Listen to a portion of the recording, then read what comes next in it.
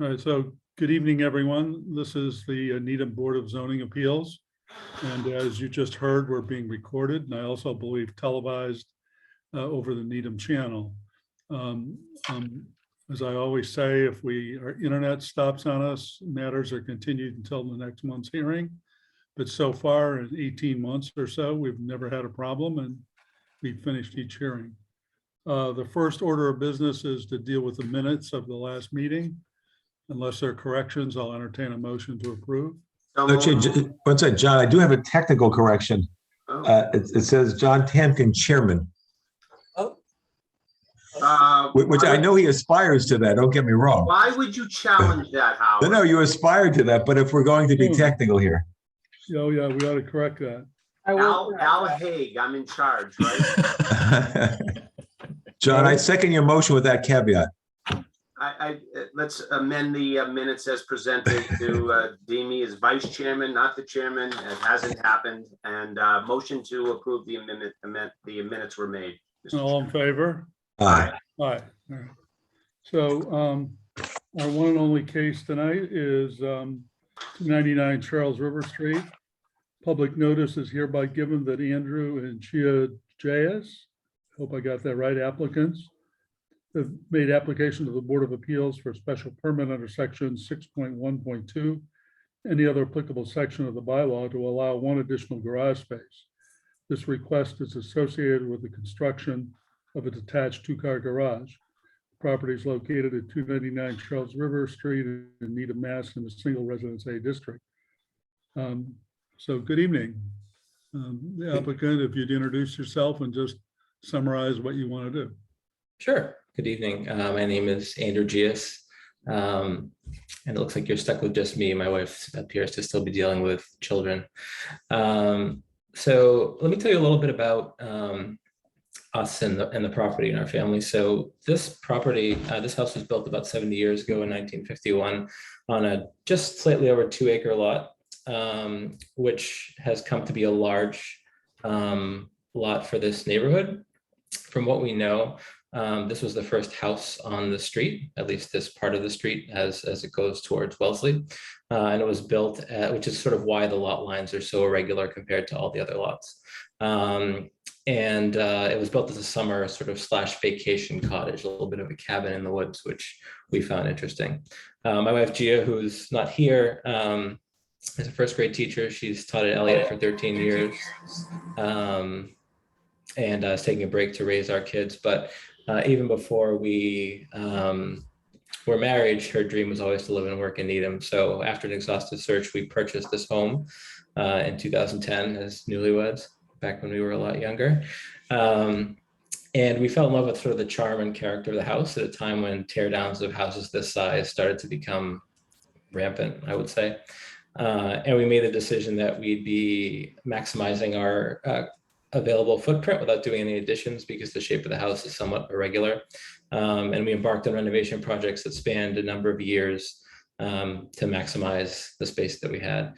I went to great lengths to maintain the character of our home. You'll see behind me wood windows that we spent far too much time and effort and money restoring, and casings to match the period and everything else. So we're all in on character. And we finished the house. Our family expanded to 4.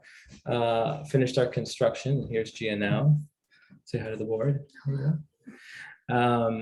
And my Christmas gift to her was to finally be able to put our cars in the garage. So for Christmas, she got a pod, and I emptied our garage. And to our surprise, when we went to put our cars in the garage, we found they didn't fit. As it turns out, garages designed over 70 years ago aren't so conducive to modern family-sized vehicles, which puts us in this predicament where we have 3 vehicles that are registered and garaged in Needham, as well as a large tractor, and 3 out of 4 of those vehicles can't fit in our garage, unfortunately. So what we're seeking to do is to build a detached accessory building with 2 additional garage doors, 1 more than is allowed by right, that can actually fit our vehicles and the array of kids' stuff and lawn equipment and whatnot. Regarding 6.1.2, just speaking to part A, the design that we're proposing is a very traditional pine tongue and groove siding, board and batten, not board and batten, like a nickel gap style that's very popular these days. Sliding barn door, true divided light windows, very consistent with the character of the neighborhood and the farmland heritage and history of the area. I'll also, you may have noted that on the map that I provided, one of our direct abutters, 102 Pine Street, which is actually stylistically and architecturally the house that's most similar to ours. It's a rambling cape with an attached two-car garage. They have a similar situation where they have a additional two-car detached garage right up against our property line, about 10 feet from the property line back when the rules were a bit different. So we think that what we're looking for is quite consistent with the character of the neighborhood. And as far as our builder goes, we're super excited and we feel really fortunate to be working with the Barnyard out of Ellington, Connecticut. And Everett's with us tonight. It's a third-generation family-owned business that does incredible work. We can't wait for them to get started. They've done quite a few structures in the area, including barns and garages in Dedham and Wellesley. I'm not so sure about Needham. And we've been talking with Everett about this project for going on 3 years now. So Everett's here and he's the president of the Barnyard and a professional engineer. You'll see his name on the plans, and he and we are available to answer any questions that you may have. Tell us about any lighting you're putting on it. There's a requirement that it can't spill over to neighbors. Sure. Not sure that we're going to get to electrical in this round of the budget, but the lighting that we would plan would be 4 barn style lights, where it's sort of like a gooseneck and a shade that point directly downward. So there wouldn't be any lanterns on the house or any posts on the structure, or any posts or post lights or anything like that. Okay, no spotlights that would. No floodlights, no spotlights, no area lighting, just sort of to light the entrances to if there's a need to see where you are. Okay, so let me go through various town officials have responded to our inquiry. The planning board had no comment. Police had no issue. The fire had no issue. The building inspector suggested you could avoid the special permit by making some doors smaller, probably on the house, but you decided to pursue the special permit, which is fine. And the engineering department had no comment. Is there anyone, any neighbors or anyone from the public, Daphne, that wants to be heard on this?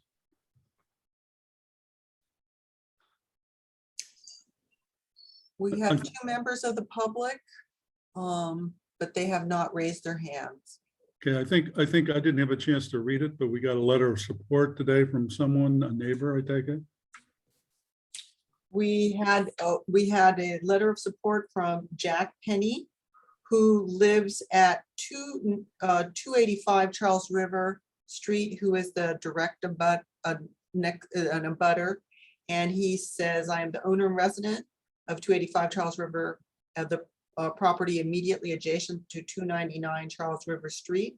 I'm in full support of the special permit under section 6.1.2 to allow for an additional garage space for 299 Charles River. John Penny. Okay. And there's no one wants to be heard, no raised hands? There are no raised hand for Okay. those who are attending. Any questions from the board? I appreciate, Andrew, your detail, how you work to maintain the wood and how this new structure appears to be fitting into that. You seem to give special attention to that, which is very nice. Thank you. Yeah, and the one thing that struck me is probably 20 years ago, we had a case on Pine Street and the board came to the conclusion that having horses was no longer a normal accessory use in Needham. And when I saw a barn, I was hoping that you weren't planning to bring in horses because that would be a problem, but I'm working on chickens, but I'm told the answer is cars and tractors and probably chickens are fine. Yeah. Someone want to make a motion, please? Sure. I move that the applicant's request for a special permit under section 6.1.2 to allow one additional garage space with the construction of an attached 2-car garage for the property at 299 Charles River Street in the single residence A district be allowed as presented and pursuant to the plans. I would just ask to amend your motion to add the typical requirement that no light spillage impact the abutting properties. I forgot exactly the language. It's in the bylaw. Sure, seems reasonable. You second that, John? I will second the motion as. All in favor? Aye, Aye. congratulations. Good luck. It Thank you very sounds like a much, nice everyone. project. Thank you. We're We're excited. excited. I hope you have it done before the winter. No, Everett, what do you think? All right. Get going, you, Everett, everyone. get going. Thank you. Thank you guys very much. Congratulations. Take care. Thank you. you're welcome. The only other matter tonight is the Norfolk Lodge request to continue with the sale of Christmas trees. And while I don't have the letters, the board members and our staff person assures me that the church has authorized what is being requested. Is there any discussion? No, No? Howard, anyone else? No, it sounds like it's a fair request. All right, so I think we probably ought to have a motion to approve the request. I would move that the Norfolk Lodge AF and AM be permitted to resume their Christmas tree sale at the church's parking lot as requested in the letter from November 21st through December 24th. In the hours of Monday through Friday, 3 to 9, Saturday 9 to 6, and Sunday 12 to 6. And I believe that is both requests are the same. That's my motion. Second that. All in favor? Aye. Okay, anything else we need to do tonight or that anyone No, wants I- to discuss? The town is moving along to create the possibilities of having hybrids.